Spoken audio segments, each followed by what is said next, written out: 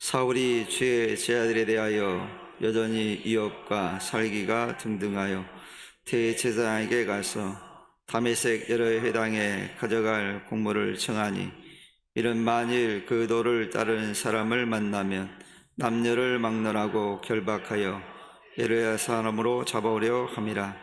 사울이 길을 가다가 다메섹에 가까이 이르더니 허련히 하늘로부터 빛이 이를 둘러 비추는지라. 땅에 엎드러져 들음에 소리가 있어 이르시되, 사울아 사울아 내가 어찌하여 나를 박해하느냐 하시거늘, 대답하되 주여 누구시니까? 이르시되 나는 내가 박해하는 예수라.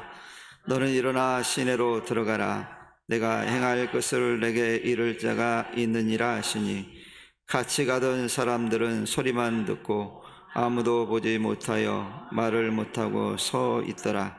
사울이 땅에서 일어나 눈을 떴으나 아무것도 보지 못하고 사람의 손에 끌려 다메섹으로 들어가서 사흘 동안 보지 못하고 먹지도 마시지도 아니하니라. 아멘.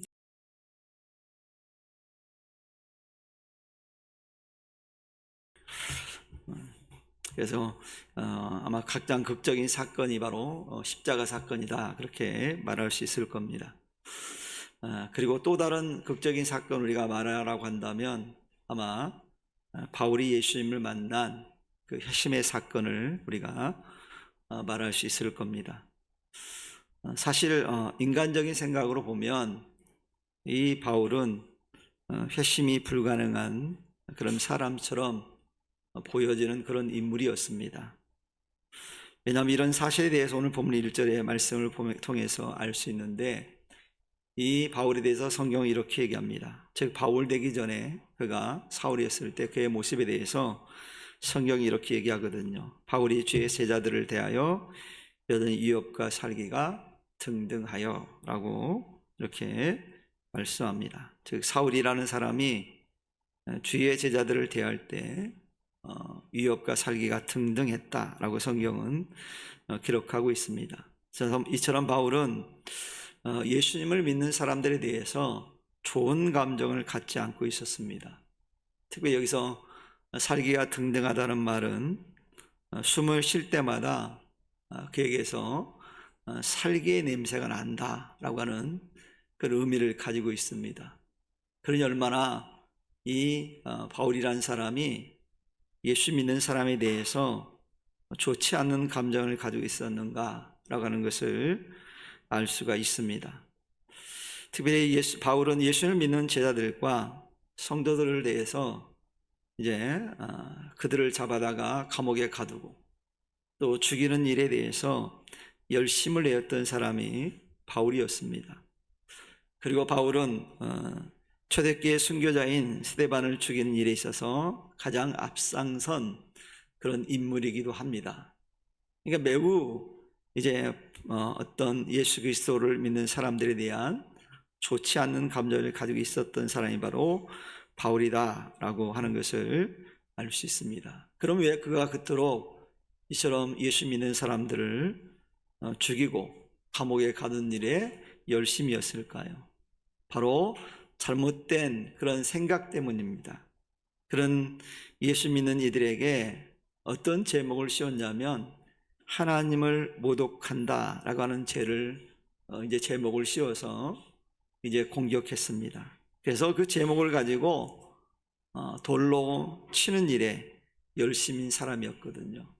왜냐하면 신성 모독죄는 돌로 쳐 죽이는 것이 그들의 법이었거든요. 그러니 이런 생각을 가지고 그리스도인들을 매우 경멸했을 뿐만 아니라 그리스도인들을 만나면 잡아다가 감옥에 가두고 죽이려고 했던 사람입니다. 바울은 자신이 이런 행동에 대해서 스스로 어떻게 생각을 품고 있었냐면, 이런 자기 행동이 정말 하나님을 잘 섬기는 일이고 하나님께 영광이라는 그런 생각을 가졌습니다. 그러니 사명감을 가지고 그가 열심히 그 일에 매진한 거예요. 여러분, 우리가 잠시 생각을 좀 돌이켜보면 이 얼마나 잘못된 생각인가를 금방 알 수 있습니다. 사람의 생명을 해한다는 것, 하나님이 기본적으로 원치 않은 일입니다. 근데 사람의 생명을 해야 하는 일에 대해서 열심을 내었다는 거 참 아이러니하잖아요. 안 맞는 얘기잖아요. 그러니 얼마나 그가 잘못된 길을 가고 있었는가 하는 것을 알 수 있습니다. 그런데도 그는 그것이 바로 곧 하나님께 영광이라고, 하나님께 자기에게 주어진 사명이라고 생각했다는 거예요.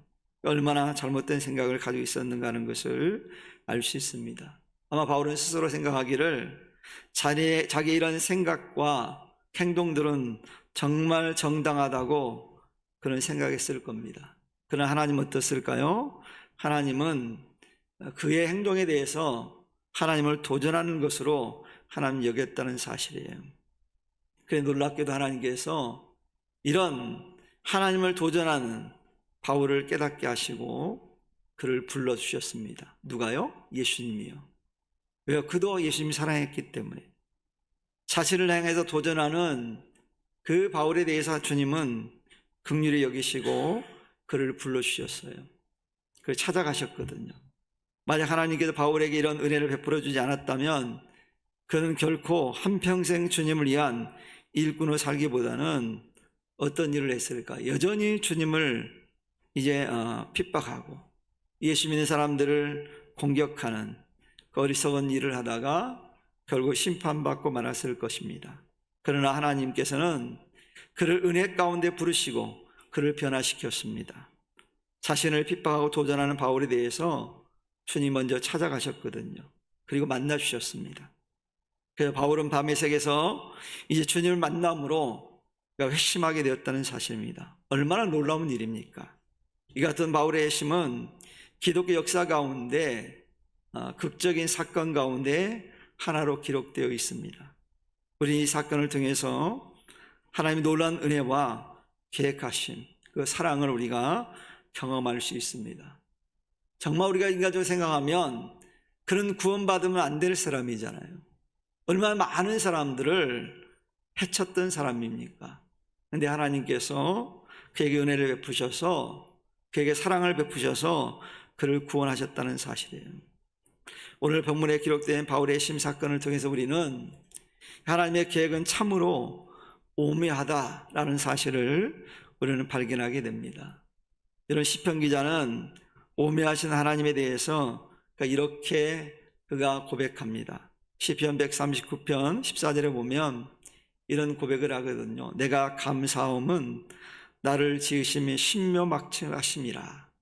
주의 행사가 기이함을 내 영혼이 잘 아나이다 라고 고백하고 있거든요. 이처럼 시편 기자는 하나님께서 자신을 다른 이들과는 다르게 아주 특별하게 각별하게 경외감을 표시할 정도로 오묘하게 만들어 주었다라고 그런 감사하고 있어요. 여러분 우리 자신들을 한번 돌아볼 때 얼마나 우리를 신묘막측하게 하나님 만드셨는지 모릅니다. 여러분들 우리가 이 뇌라고 하는 것이 머리가 굉장히 중요하잖아요. 뇌의 기능이 뭡니까? 뇌의 기능은 우리의 모든 몸을 지배합니다. 크지 않게 보이지만 우리의 모든 몸을 지배해요. 그리고 여러분 놀랍게도 우리 뇌는 그렇기 때문에 엄청난 무게가 있습니다. 여러분들이 볼 때는 여러분 인간이 얼마나 대단한지 몰라요. 엄청난 무게를 여러분들이 맨 위에다 꼭대기에 달고 살아가는 거예요. 근데 인간의 몸무게가 이 뇌의 무게가 엄청나거든요. 근데 얼마나 신비롭습니까? 그런 엄청난 걸 우리가 머리 위에, 즉 목 위에 얹고도 아주 건강하게 살아가잖아요. 그 하나만 봐도 하나님의 은혜가 얼마나 놀라운지, 하나님이 우리를 만드시면 얼마나 신묘막측한지, 놀라운 건지 신비한지를 우리는 깨달을 수 있어요. 그래서 오늘 시편 기자가 그 하나님의 놀라움에 고백하고 있는 거예요. 사람들이 뇌를 많이 연구해보지만 연구하면 연구할수록 뇌를 연구하는 사람은 놀라워합니다. 제가 알던 어떤 교수님이 교연대학에서 뇌를 연구하는 그런 교수님이었는데 그렇게 신앙이 깊지 않는 분이었어요. 그분은 자기 스스로 썬데이 크리스찬이라고 말하는 사람이에요. 일주일에 한 번 교회 갔다 갔다 하는 정도. 근데 그분이 하는 얘기가 그러는 거예요. 목사님들하고 자기는 연구를 하고 싶대요. 뭘요? 그랬더니 뇌를요. 너무 신비하다라는 거예요. 그러면서 하는 얘기가 하나님이 아니면 불가능하다는 거예요. 이 뇌를 만드는 것이. 그게 얼마나 놀랍습니까? 그래서 시편 기자가 그래서 그렇게 고백하는 거예요. 여러분, 이 시편 기자가 고백한 것처럼 하나님 우리를 그렇게 만들었어요. 특별한 존재로, 각별하게. 여러분 대단한 존재입니다. 여러분 스스로 여러분 자신들을 우습게 여기지 않기를 축원합니다. 그리고 하나님은요, 그 하나님의 계획은요, 늘 우리의 상상을 뛰어넘는 분이라는 사실을 성경은 끊임없이 우리에게 보여주고 있어요. 여러분, 바울이 회심할 당시 초대교회 상황을 보면요, 어떤 상황이냐면 다양한 방법으로 교회를 말살하려고 하는 그런 시도를 했어요.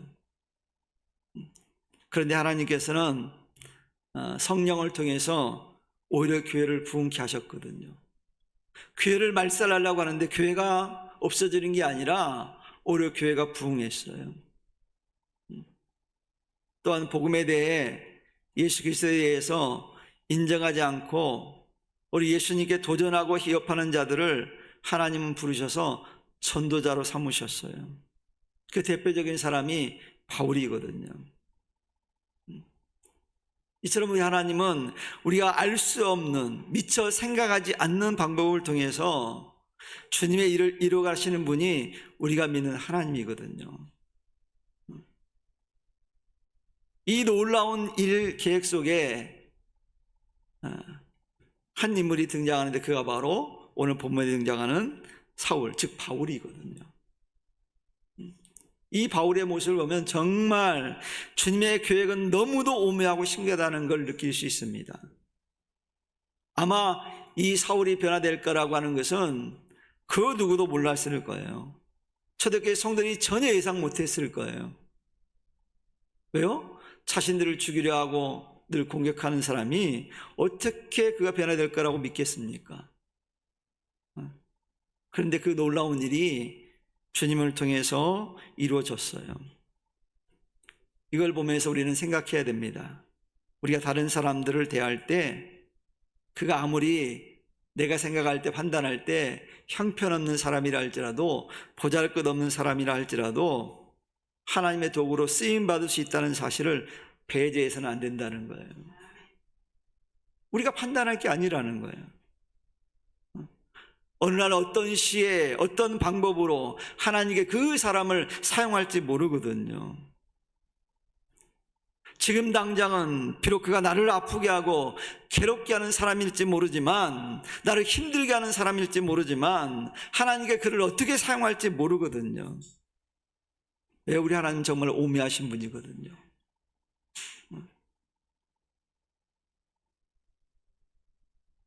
오늘 바울을 통해서 그걸 증명해 주잖아요. 아마 사람들은 그랬을 겁니다. 그가 변했다고? 처음에 사람들이 안 믿었어요.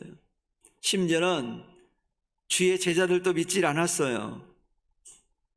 그 정도였다니까요. 왜냐하면 사람들은 이 바울이 나타나기만 하면, 바울 되기 전에 사울이 나타나기만 하면 두려워서 도망가기에 바빴어요. 그런데 하나님께서 그를 부르셔서 하나님을 위해서 위대하게 쓰셨다는 사실입니다. 놀랍지 않습니까? 그래서 바울은 주님 만나는 회심을 통해서 완전한 변화가 일어나거든요.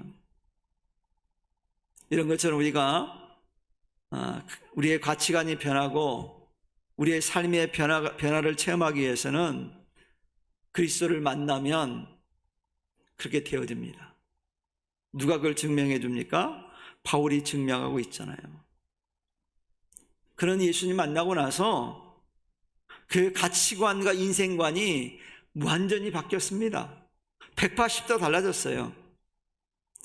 그리고 그 변화는 일시적인 것이 아니라 죽는 순간까지 계속 지속되었다는 사실이에요. 얼마나 놀라운 일인지 몰라요.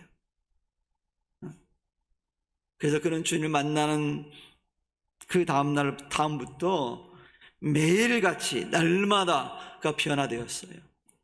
인격이 변하고 생각이 변하고 말이 변하고 행동이 변화됐어요. 끊임없이 변화가 일어났다는 거예요. 어떻게 알 수 있습니까? 그의 고백을 통해 알 수 있어요. 그는 뭐라고 고백합니까? 그는 나는 날마다 죽노라 그랬어요. 날마다 죽고 다시 사는 거예요. 그게 날마다 변화가 되는 거예요. 이런 바울의 고백을 통해서 그가 얼마나 변화되기 위해 힘썼는가 하는 것을 알 수 있어요. 매일같이 변화되기를 원했어요. 그래서 그는 고백하잖아요. 우리 겉사람은 후패나 우리 속사람은 새로워진다고. 날마다 새로워진대요. 그러니 우리는 변화되는 삶을 우리가 살기 위해서는 어떻게 될까요? 예수님 만나야 돼요. 진짜 예수님을 만나면 변화가 일어나는 거예요. 예수님 만나면 바울처럼 뜨겁게 만나게 되면 나의 삶이 변화되기 시작합니다. 내 가치관이 변해요. 나의 말이 바뀌어요. 내 행동이 바뀌어요. 삶의 방향이 바뀌어요.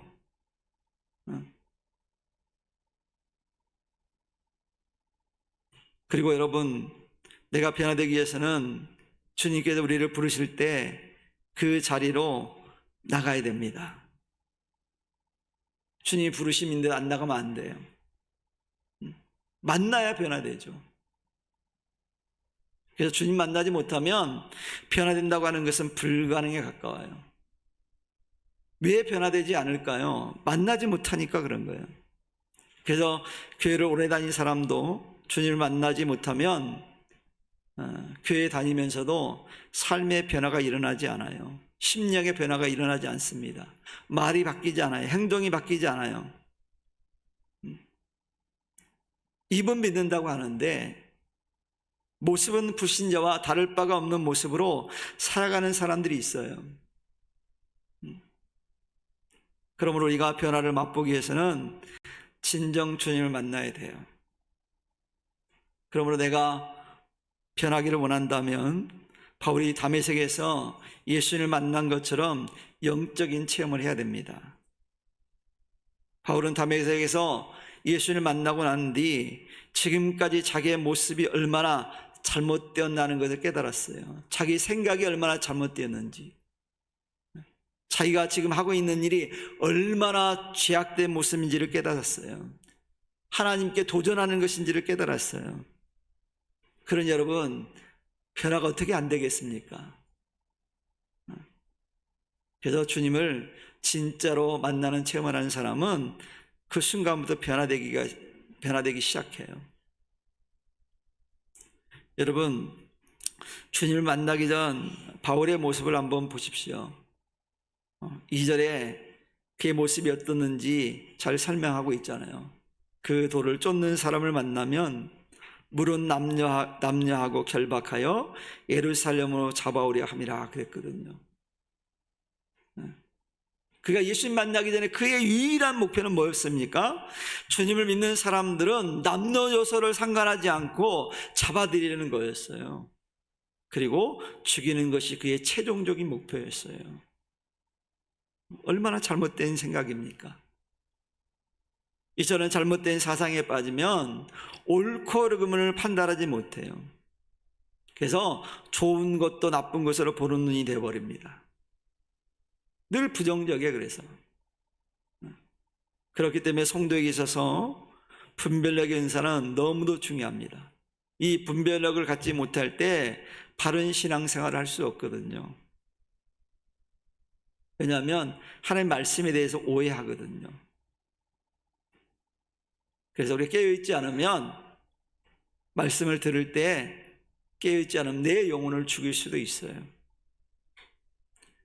왜 가룟 유다와 같은 사람이 나옵니까?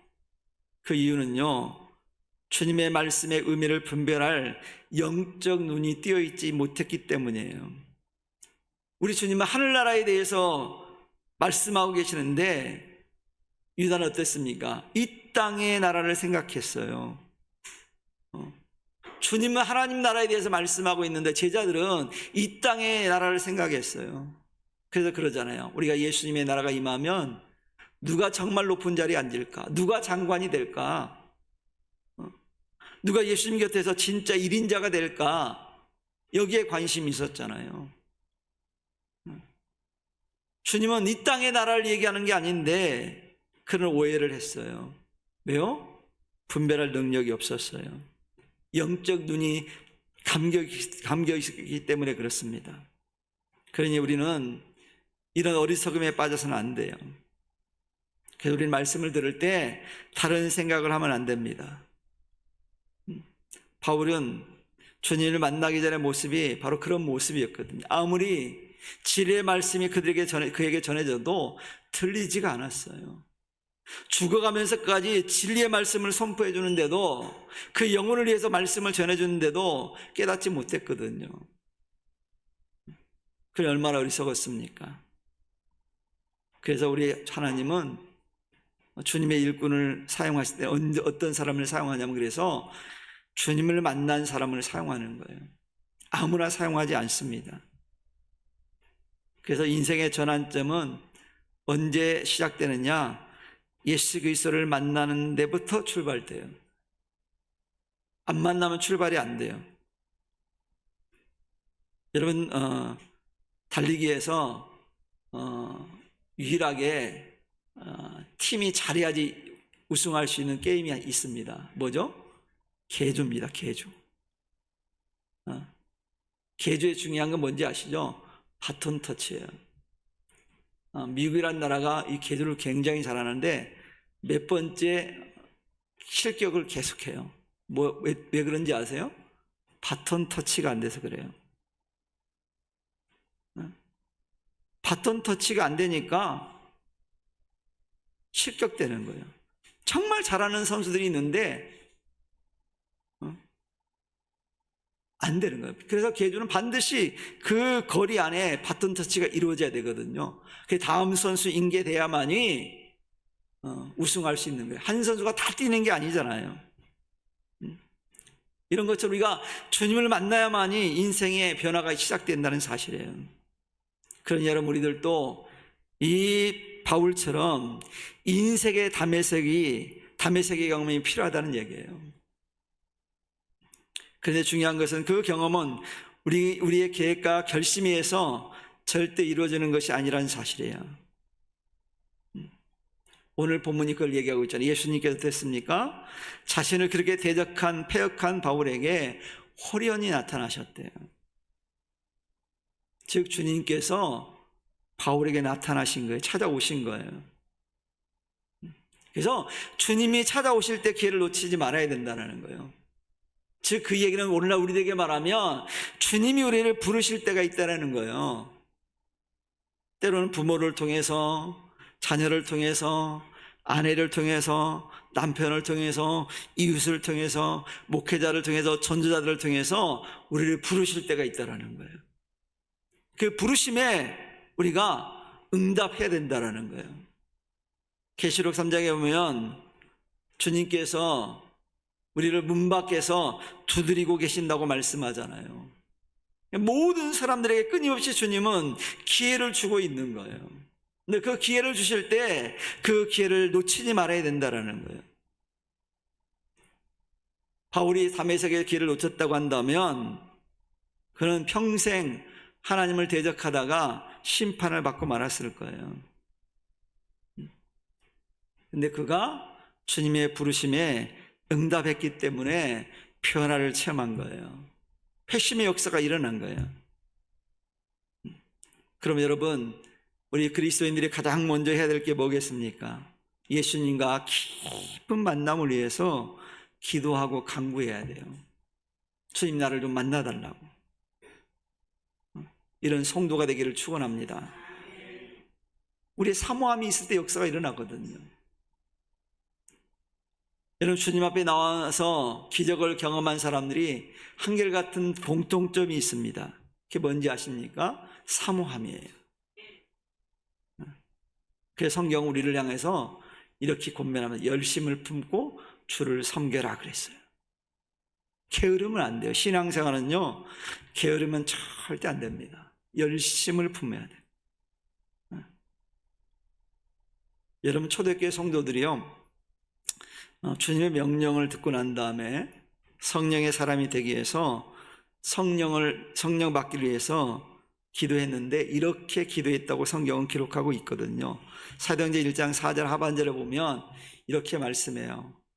마음을 같이하여 전혀 기도에 힘쓰니라. 그렇게 기록하고 있어요. 마음을 다해서 전혀 기도에 힘썼다는 건 온전히 기도에 힘썼다라는 거예요. 다른 생각하지 않고 주님을 만나기 위해서 성령을 기다리면서 성령이 임하기를 위해서 간절하게 온 힘을 다해서 다른 생각 없이 그것만을 위해 기도했다라는 거예요. 그럴 때 어떤 역사가 일어났습니까? 초대교회 성도들에게 성령의 역사가 임했어요. 그래서 그들이 주님을 뜨겁게 만납니다. 그러고 났더니 어떤 일이 벌어집니까? 그들이 주님을 위해서 목숨 걸고 헌신하는 삶을 살았습니다. 이걸 보면서 우리는 주님의 일꾼으로 쓰임받기 위해서는 반드시 주님을 만나야 된다는 사실을 우리는 깨닫게 됩니다. 그래서 주님 만난 경험이 없으면 그런 사람은 주님을 위해 쓰임받을 수 없거든요. 우리가 주님께 쓰임받기 위해서는 그렇기 때문에 주님과의 영적 뜨거운 만남이 있어야 돼요. 이런 은혜가 있기를 축원합니다. 여러분, 이스라엘의 위대한 지도자가 누굽니까? 그 사람 한 사람이 바로 모세잖아요. 모세. 하나님도 인정했어요. 이보다 온유한 사람을 보지도 못했대요. 하나님이. 얼마나 대단한 사람입니까? 근데 그가 그냥 쓰임받았을까? 아니잖아요. 모세도 하나님을 만나는 체험을 통해서 하나님의 도구로 사용됐습니다. 또 위대한 제사장이고 선지자였던 사무엘 역시 하나님을 만나고 난 이후에 하나님께 귀하게 쓰임받았던 모습을 보게 됩니다. 그런 여러분, 우리가 하나님의 일꾼 되기 위해서는 주님을 먼저 만나는 영적 체험이 있어야 돼요. 그래서 주님께서 승천하시면서 모인 이들에게 부탁하잖아요. 뭐라고요? 오직 성령이 너에게 임하시면 너희가 권능을 받고 예루살렘과 온 유대와 사마리아 땅까지 내 증인이 되라고 말씀했어요. 그 얘기는 곧 무슨 얘기냐면 하나님은 하나님 만난 사람들을, 즉 주님을 만난 사람들을, 성령 충만한 사람들을, 성령을 체험한 사람들을 사용하신다는 말씀이에요. 여러분, 교회는 열심히 출석하고 있지만 아직도 주님을 만나지 못했다면 바울처럼 담의색을 체험할 수 있기를 축원합니다. 이게 중요한 거예요. 그리고 하나님은요, 기도하는 사람을 사용하십니다. 여러분, 바울이 담의색에서 예수를 만나고 난 다음에 유다의 집에서 사흘간 식음을 전폐하고 기도했어요. 식음을 전폐했다는 금식했다는 얘기예요. 금식하며 기도했어요. 여러분, 이 사흘 동안 그가 금식하며 기도하면서 어떤 기도를 했을까요? 하나님의 회개 기도를 했을까요? 지금껏 잘못 살아왔던, 하나님을 대적했던 자기의 모습을 고백했을 거예요. 그리고 예수님이 참된 그리스도라는 사실을 고백했을 겁니다. 그 성령이 그 가운데 임했을 때 그 성령을 통해서 확신을 갖게 되었을 거예요. 이처럼 바울은 회심 직후에 금식하며 기도했다는 거예요. 그래서 성령을 받았어요. 이런 것처럼 우리 역시 기도를 통해서 성령을 받아야 주님의 일을 넉넉히 감당할 수 있다는 사실이에요. 그래서 주님을 위해서 헌신하는 데 필요한 것은 첫 번째 해야 되는 기도라는 거예요. 여러분, 바울의 금식을 통해서 우리는 그가 얼마나 간절했나, 진실했나는 것을 발견할 수 있거든요. 여러분, 초대교회 성도들이 사명을 감당할 때는 부활하신 주님을 만난 직후, 회심한 직후가 아닙니다. 부활을 경험했고 그가 자신의 죄를 회개하고 난 다음에 바로 주님께 쓰임받은 게 아니거든요. 언제 쓰임받았습니까? 오순절날 마가다락방에 모여서 기도하면서 성령을 체험하고 난 다음에요. 이게 주님의 삶의 일을 감당하려면 믿고 끝나는 것이 아니라 성령을 체험해야만이 주님의 일을 감당할 수 있어요.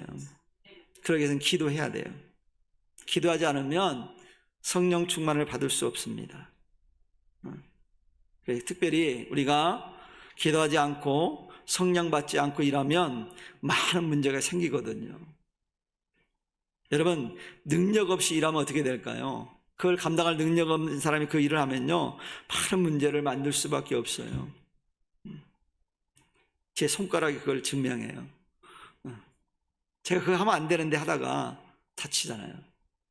능력이 없어서 그런 거예요. 오히려 문제를 만드는 거예요. 그래서 세상 일도요, 여러분, 가진 능력이나 재능이 없으면 일을 해결하는 게 아니라 일을 만드는 자가 돼버리고 말아요. 그래서 어떤 일을 하려면 능력을 갖춰야 되는 거예요. 자격을 갖춰야 된다는 얘기죠. 이런 것처럼 영적 일도 마찬가지예요. 성령 받지 않고 일하면 가장 먼저 나타나는 현상이 뭔지 아십니까? 불평이에요, 불평. 그리고 부정적이 됩니다. 비방하게 돼요. 그러나 성령 받고 일하는 사람들은 불평하기보다는 감사를 하게 돼요. 안 된다고 말하기보다는 된다고 생각합니다. 이게 믿음이 있는 것과 없는 것과 차이예요. 성령 받은 사람과 그렇지 못한 사람의 차이예요. 성령 받은 사람은 안 될 것 같은데도 된다고 얘기해요. 왜요? 하나님이 도우실 걸 믿으니까. 된다는 믿음을 갖는 거예요. 성령 받은 사람은 비방하기보다는 위로하고 격려하고 칭찬을 해요. 이게 다른 점이에요. 상대방이 비록 흠이 있어도 욕하기보다 격려와 칭찬을 한다는 거예요. 그러니 사랑하는 성도 여러분, 우리 성산교회 모든 성도들은 이렇게 성령 받아서 이런 믿음을 가진 성도 되기를 축원합니다. 좀 달라야 되잖아요. 여러분, 고넬료 가정을 방문해서 복음을 전했던 베드로가 기도 중에 주님의 음성을 듣고 난 다음에 주님께 쓰임 받잖아요. 주님도요, 중요한 일을 하시기 전에 반드시 빼놓지 않게 했던 것이 있습니다. 그게 뭐죠? 기도하셨어요. 이처럼 주님을 만난 사람이 주님께 더욱 귀하게 쓰임받기 위해서는 반드시 기도로 준비가 되어 있어야 됩니다. 그래서 기도하지 않는 자들은 주님께 쓰임받을 수 없어요.